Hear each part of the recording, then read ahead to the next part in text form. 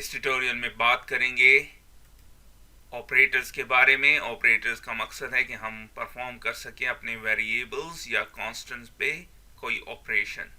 इसको वेरिएबल्स और कांस्टेंट्स को ऑपरेंड्स भी कहते हैं। ऑपरेंड्स का मतलब है वो वेरिएबल्स जिस पे कोई ऑपरेशंस परफॉर्म किया जा सके। इसकी एग्जांपल्स आपके सामने हैं। ये है formula C is equal to A plus B। इसमें प्लस जो है वो ऑपरेटर है जो कि ऑपरेशन कर रहा है किस पे, ऑपरेंड्स पे या वेरिएबल्स पे। या A वेरिएबल है, B वेरिएबल है जिसमें ऑपरेशन हो रहा है प्लस का। तो अगर A1 है और B2 है तो ये जब इस पे ये ऑपरेशन होगा प्लस का तो ये आंसर क्या हो जाएगा 3। इसी तरह एक और एग्जांपल, y ऑपरेंड है या वेरिएबल है और 2 कांस्टेंट है और इन पे क्या ऑपरेशन हो रहा है माइनस का। अगर y 5 है और 5 माइनस 2 तो 3 आंसर आएगा। विजुअल बेसिक 6 में 3 किस्म के ऑपरेटर्स हैं। पहला है अरिथमेटिकल ऑपरेटर्स, फिर है रिलेशनल ऑपरेटर्स और आखिर में लॉजिकल ऑपरेटर्स। सबसे पहले बात करते हैं अरिथमेटिकल ऑपरेटर्स के बारे में। उसकी लिस्ट आपके सामने है। इसमें ऐड, सब्ट्रैक्ट, डिवीजन। अगर आपने सिर्फ इंटीजर्स को डिवाइड करना है तो उसके लिए ये वाला स्लैश यूज होगा। मल्टीप्लिकेशन, पावर, मॉडुलस और कॉन्केटिनेशन ऑपरेटर्स आपके सामने है। रिलेशनल ऑपरेटर्स कौन से हैं? Greater, less than, greater and equal, less और इक्वल, इज नॉट इक्वल। आपने ये याद रखना है, is not equal visual basic में उसके लिए ये वाला सिंबल या ऑपरेटर यूज होता है और ये है इक्वल। और अब मूव होते हैं लॉजिकल ऑपरेटर्स की तरफ और उसका जो लिस्ट है सिर्फ 2 हैं, और एंड।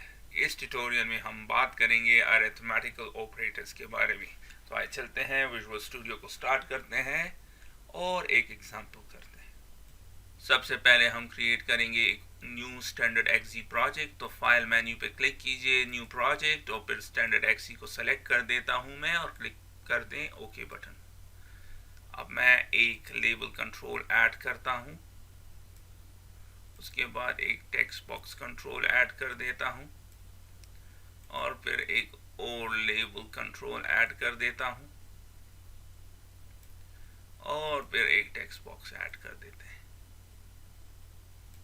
और आखिर में मैं एक बटन कंट्रोल ऐड कर देता हूं। इसको रिसाइज कर लेते हैं और इसे भी रिसाइज कर लेते हैं। हो गया। अब मैं इसकी कैप्शन प्रॉपर्टी को कर देता हूं फर्स्ट नंबर। इसकी टेक्स्ट प्रॉपर्टी को एम्प्टी कर देते हैं और इसकी नेम प्रॉपर्टी को मैं कर देता हूं टेक्स्ट फर्स्ट। इसको कर देते हैं सेकंड नंबर, इसकी कैप्शन प्रॉपर्टी को।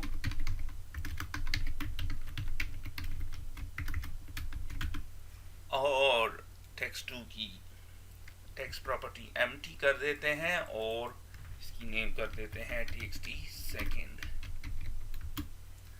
और फिर आखिर में इस कमांड की नेम प्रॉपर्टी मैं कर देता हूं cmd show result और इसकी कैप्शन को कर देता हूं show result।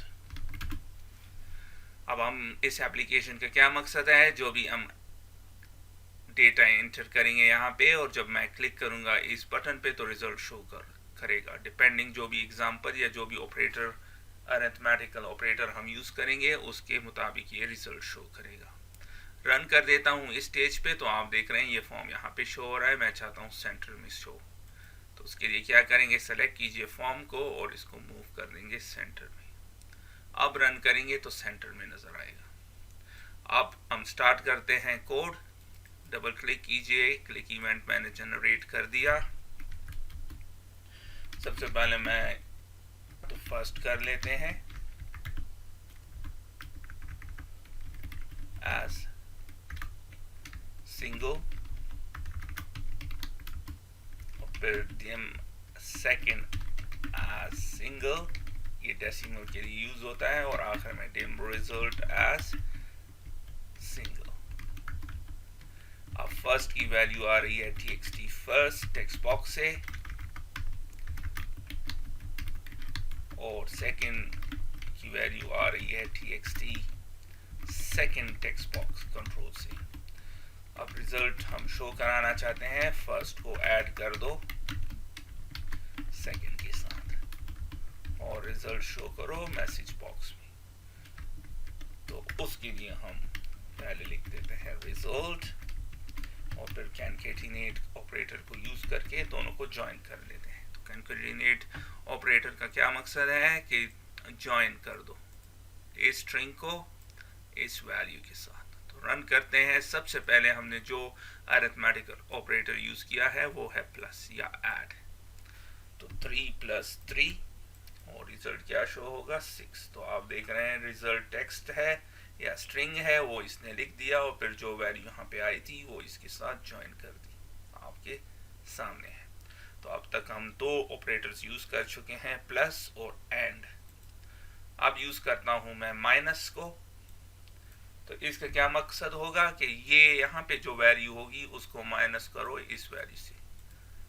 तो 34 - 3 तो 31, तो आपके सामने है। अब मल्टीप्लिकेशन भी कर लेते हैं, मल्टीप्लाई का प्रोसेस। 3 × 3 9, तो आपके सामने है। अब मैं डिवीजन को यूज करता हूं। तो 12 / 5, सॉरी 12 / 5, तो आप देख रहे हैं 2.4। अगर तो आपने यहाँ पे सिंगल के बजाय इंटीजर यूज किया होगा तो फिर ये आपको सिर्फ 2 शो करेगा। अगर आप पॉइंट नहीं शो कराना चाहते तो फिर इसको ये वाला कर ले। तो अब सेम एग्जांपल 12 / 5, तो अब 2 शो करेगा।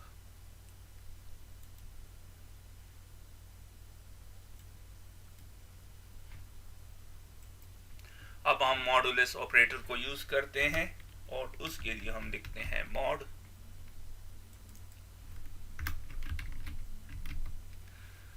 और ये क्या करेगा?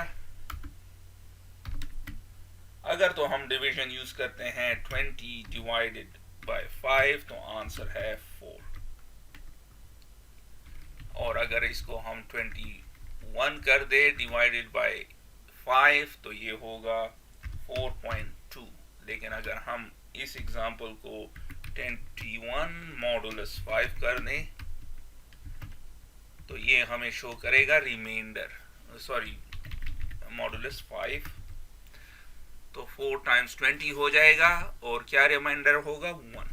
तो अब फिर ये रिजल्ट हमें 1 शो करेगा।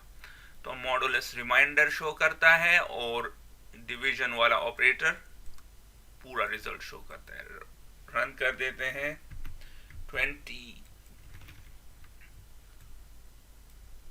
डिवाइडेड मॉडुलस 5, तो क्या रिमाइंडर है? चूंकि 4 होगा आंसर, तो ये 0 रिमाइंडर है। लेकिन अगर हम 21 कर दें तो रिमाइंडर 1 है, क्योंकि 5 4 × 20 है, तो 1 रह जाता है, तो रिमाइंडर शो कर रहा है। और अगर 20 होगा तो कोई रिमाइंडर नहीं है, तो 0 आंसर शो करेगा। और आखिरी जो ऑपरेटर है वो है एक्सपोनेंट या पावर ऑफ, ये वाला। तो 3 और 3 क्या होगा 27। 2/2 कर देते हैं 4। 4/4 कर लेते हैं 256। क्यों? 4 × 4 16, 16 × 4 64, 64 × 4 256।